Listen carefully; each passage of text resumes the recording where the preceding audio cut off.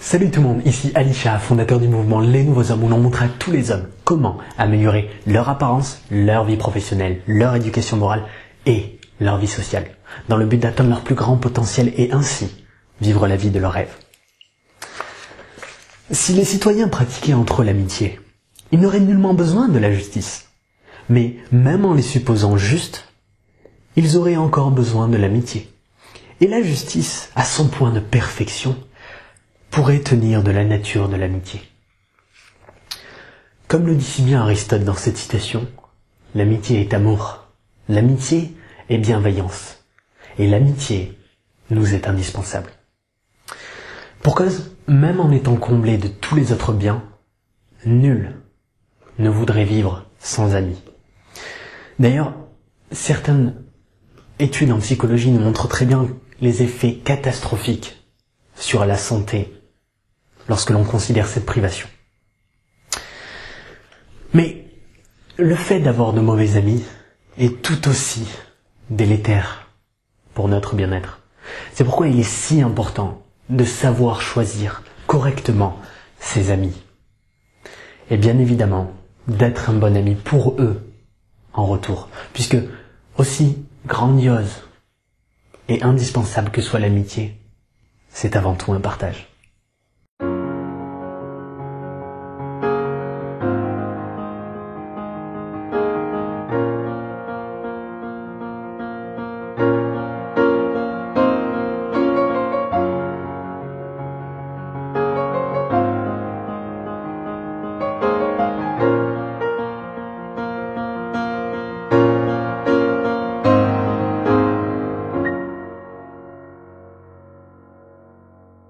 Pour choisir ses amis, il faut avant tout savoir différencier les mauvais des bons amis. Pour cela, on va dans un premier temps se baser sur les travaux de Confucius et dans un second sur ceux d'Aristote. Confucius a identifié 3 amis qu'il faut à tout prix éviter. Ce sont les mauvais amis selon Confucius. Le premier est le trompeur faussement honnête. Le trompeur faussement honnête est une personne qui est totalement fausse, qui ne va jamais vous dire les choses comme elles sont. Il va vous couvrir de louanges pour atteindre son but, c'est-à-dire se servir de vous pour atteindre un but personnel. Et il le fera en utilisant des moyens absolument mauvais, profondément mauvais. Il va faire le mal, il ne va pas hésiter à faire le mal pour atteindre son but. Donc il va vous couvrir de louanges, de manière à ce que vous pensiez qu'il est de votre côté. Et c'est une très mauvaise chose, puisque tout ce qu'il va vous dire va vous monter à la tête. Et vous allez finir par penser que c'est vrai, et vous allez devenir suffisant. Vous allez rejeter tous les bons amis à cause de cette personne, puisqu'elle est manipulatrice, malhonnête, et qu'il faut à tout prix l'éviter. La seconde personne qu'il faut à tout prix éviter, c'est le flatteur hypocrite. Le flatteur hypocrite est une personne qui est totalement fausse, là encore, mais qui ne va jamais vous dire la vérité en face, qui est pleine de compliments et de sourires lorsque vous êtes en face de elle. Mais lorsque vous vous en allez, elle ne va pas hésiter à cracher sur votre dos, comme on dit, et à s'adonner à la calomnie. De telle manière à ce que votre réputation ne tiendra qu'à un fil lorsque cette personne est dans votre groupe social. Et cette personne va se donner malin plaisir à donner de fausses informations sur vous, et lorsque vous allez la confronter, elle va faire l'ami parfait. Cet ami est extrêmement dangereux, puisque c'est un très bon acteur. Généralement, il sera encore plus amical que les vrais amis.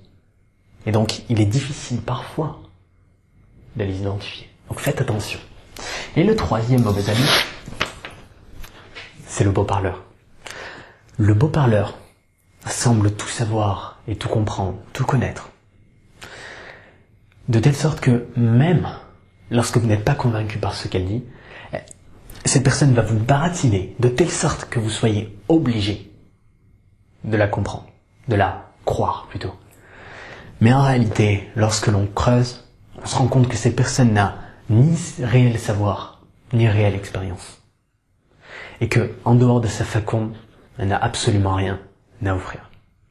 Donc faites attention à éviter ces 3 mauvais amis.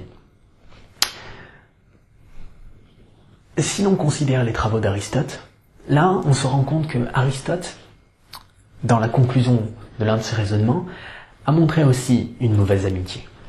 Et cette mauvaise amitié est les amitiés fondées sur l'intérêt que l'autre peut nous apporter. Autrement dit, si vous avez des amis, si vous fondez des amitiés par rapport à ce qu'elles peuvent vous apporter ou par rapport à ce qu'elles peuvent vous permettre d'avoir, eh bien, c'est votre choix. D'accord, peu importe. En revanche, ne vous attendez pas à ce que cette amitié perdure au-delà de cet intérêt. Autrement dit, lorsque vous ne pourrez plus apporter la chose, ou lorsque l'autre personne ne pourra plus vous apporter ce qu'elle vous apportait, c'est-à-dire la base de cette amitié, eh bien, votre amitié s'arrêtera là. Elle n'ira pas plus loin. Et vous aurez perdu votre temps avec des personnes qui n'en valent pas la peine. C'est plus ou moins des amis transitoires. C'est des amis temporaires. Donc évitez les 3 mauvais amis et évitez de fonder des amitiés sur des intérêts. Donc, comment fonder des bonnes amitiés, me direz-vous? Nous y reviendrons plus tard. Avant, voyons les 3 amitiés que Confucius a identifiées comme étant de bonnes amitiés. Autrement dit, quels sont les trois types de bons amis que Confucius a pu identifier? Le premier correspond à l'ami droit. L'ami droit est honnête. Il n'est jamais faux. Il ne vous dira jamais un mensonge pour servir sa propre cause. Il sera toujours honnête avec vous. Il vous dira les choses comme elles sont réellement et vous permettra d'avoir des avis non biaisés et désintéressés.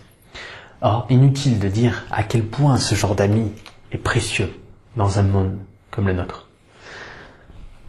Ces amis sont rares. Et ils sont bienveillants. Alors si vous les trouvez, gardez-les. Le second est l'ami fidèle. L'ami fidèle est un ami digne de confiance. C'est un ami qui ne vous trahira jamais. Autrement dit, c'est un ami qui est... Sa simple présence, en fait, vous rend content, vous rend bien dans votre peau. Vous êtes à l'aise lorsque cette personne est là, lorsque cette personne est dans votre groupe social, puisque vous savez que quoi qu'il arrive, il y aura toujours cette personne. Et le troisième type d'ami est l'ami cultivé, qui lui, comme son nom l'indique, correspond à un ami qui possède énormément de connaissances et qui a vécu énormément de choses, de telle sorte qu'il peut vous apporter énormément. Il peut vous apporter en vous apprenant énormément de choses, en vous évitant de faire des erreurs qu'il a déjà fait. Cet ami est un bon ami puisqu'il vous permettra d'atteindre un niveau supérieur auquel vous êtes. Or, cet ami est indispensable, comme d'ailleurs les 3 autres. Et Confucius disait que, en somme, les meilleures amitiés vous permettent d'améliorer votre niveau moral, d'accroître vos progrès spirituels et d'enrichir votre moi. Et d'une manière indirecte et grandiose, si je peux dire, Aristote a su, dans l'éthique de Nicomaque,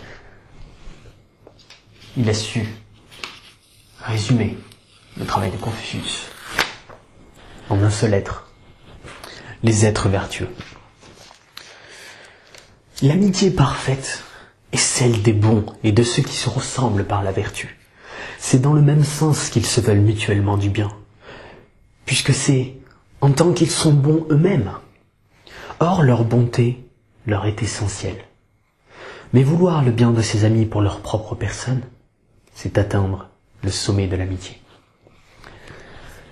Aristote disait, liez-vous d'amitié avec les êtres vertueux, puisque les êtres vertueux sont des personnes qui vont pouvoir vous enrichir. Pour Aristote, juste pour info, les 3 vertus majeures étaient la sagesse, donc le fait de savoir énormément de choses, de savoir quelle est la bonne décision à prendre dans telle situation en fonction des expériences. La justice, le fait de respecter la loi, de faire ce que l'on doit faire, ce qu'on attend de nous, donc être juste. Et la tempérance, le fait de chercher le juste milieu en toutes choses, et dans toutes nos qualités, dans toutes nos facettes de personnalité. Servez-vous de ces 2 points, de la liste des mauvais amis et des bons amis, pour choisir les bons amis. Mais pour en profiter pleinement, une fois que vous aurez les meilleurs amis possibles, il faut que vous aussi, vous sachiez être un bon ami. Comment ? Nous y venons. Comment être un bon ami ? Eh bien, le premier point à considérer est le fait de vouloir le bien de son ami. Car, comme Aristote l'a dit, mais vouloir le bien de ses amis pour leur propre personne, c'est atteindre le sommet de l'amitié. Vous devez faire en sorte de placer le bien de vos amis dans vos situations sociales comme votre priorité. Vous ne pouvez pas être ami avec quelqu'un si vous ne voulez pas vraiment son bien en toute chose, si vous ne voulez pas le meilleur pour cette personne. Donc tâchez de vous en souvenir. Si vous êtes ami avec quelqu'un, vous devez obligatoirement mettre son bien comme une priorité. Et le second point est le fait d'accepter ce qui est. Oui, vous devez vouloir le meilleur pour vos amis, mais vous devez aussi accepter qu'ils ne sont pas forcément parfaits, qu'ils ont des défauts, même des gros parfois. Mais vous devez les accepter, vous devez accepter vos amis comme ils sont. Vous ne devez pas vouloir les changer. Si vous voulez les changer, alors changez-les, mais indirectement. C'est-à-dire en leur échangeant vertu, savoir et preuve d'amitié. Et le troisième point, très important aussi, vous devez leur rendre ce qu'ils font pour vous. Vos amis vont faire des choses pour vous. Bien sûr, ils vont le faire totalement gratuitement, sans rien attendre. Quoi que ce soit de vous. Mais, si vous voulez être un bon ami, il faut que vous leur rendiez au moins ce qu'ils vous ont donné. Et dans l'idéal, vous devriez leur rendre au centuple. Puisque c'est ça la bienveillance, c'est ça l'amour dans l'amitié. Donnez-leur ce qu'ils vous donnent. Et donnez-leur encore plus. Confucius a aussi identifié 4 erreurs à tout prix éviter avec ses amis. La première est le fait d'imposer son sujet de conversation. On a tous un sujet de conversation préféré. Par exemple, si vous aimez la pêche, vous aimez parler des appâts que vous avez utilisés. Vous aimez parler de la dernière canne à pêche que vous avez achetée. Mais ce n'est peut-être pas le cas de vos amis. Donc, à moins que vos amis aient témoigné de l'envie d'entendre, de vous entendre parler de votre sujet de conversation, ou alors s'ils vous posent des questions, eh bien, ne parlez pas de votre sujet de conversation. N'imposez pas aux gens votre sujet de conversation. C'est la première erreur que la plupart des gens font dans l'amitié. Et la seconde, ne pas parler lorsque c'est votre tour est aussi une erreur. Donc, s'il y a un débat entre vos amis et que l'on vous demande votre avis, c'est votre tour de parler. Vous devez donc parler. Le fait de se laisser désirer, plutôt se faire désirer, ou encore le fait de cacher des informations est détestable dans une amitié. Donc évitez de vous taire lorsque c'est à votre tour de parler. Et la troisième chose est le fait d'évoquer à la légère leurs secrets.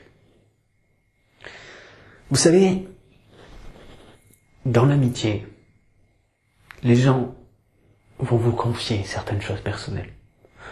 Or, le fait de savoir quand on peut en parler, avec qui on peut en parler, ça fait partie de l'intelligence sociale, quelque chose que vous devriez maîtriser si vous voulez être un bon ami. Donc, tâchez de vous demander, avant de parler d'une chose, est-ce que c'est le bon moment? Est-ce que il y a les bonnes personnes autour de moi pour que je puisse parler de cette chose? Ou alors, est-ce que ce serait indélicat de ma part de parler de telle souffrance d'un ami en la présence d'autres amis? Demandez-vous cela. Vous savez, Confucius avait aussi identifié une dernière chose extrêmement importante, qui est le fait de faire preuve de franchise étouffante. Confucius disait, avertis tes amis avec franchise et conseille-les avec douceur. S'ils n'approuvent pas tes avis, arrête, plutôt que de risquer un affront. Autrement dit, faites votre devoir d'ami, en donnant votre avis, en étant franc. Faites en sorte de faire preuve de franchise. Donnez des conseils. Mais si vous voyez que ça ne plaît pas à votre ami, alors arrêtez tout simplement. Vous avez fait votre devoir. Et c'est bien, vous devez faire votre devoir, mais pas plus. Donc arrêtez-vous là, si vous voyez que ça ne plaît pas à vos amis. À présent, vous avez tout le nécessaire pour 1. Éviter les mauvais amis et trouver les bons amis, et donc créer le meilleur groupe social possible. Et en retour, être le meilleur ami possible, tout en évitant de faire des erreurs catastrophiques. Donc servez-vous de tout ça pour choisir les meilleurs amis et être un bon ami en retour. Mais d'une manière générale, souvenez-vous que le monde sera grandement meilleur lorsque chacun de nous traitera l'humanité comme il traite ses propres amis. À présent, si vous avez la moindre question, n'hésitez pas, posez-la dans les commentaires et je me ferai un plaisir d'y répondre personnellement. Maintenant, servez-vous de ce que vous avez appris pour embellir votre vie sociale et celle des autres, et surtout, changez les choses pour un monde meilleur dès aujourd'hui.